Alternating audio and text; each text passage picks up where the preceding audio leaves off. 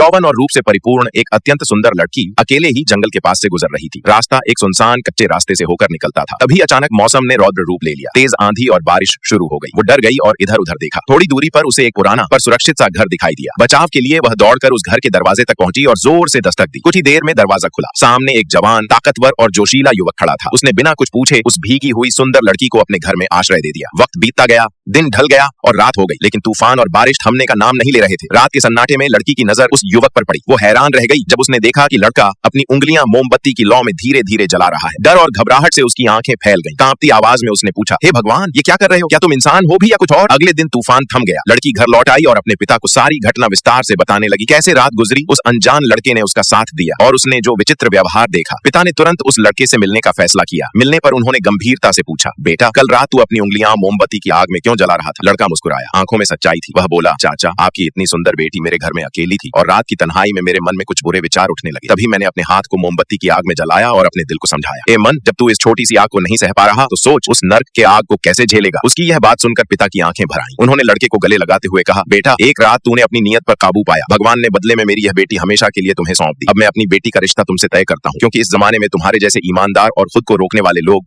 बहुत दुर्लभ हैं।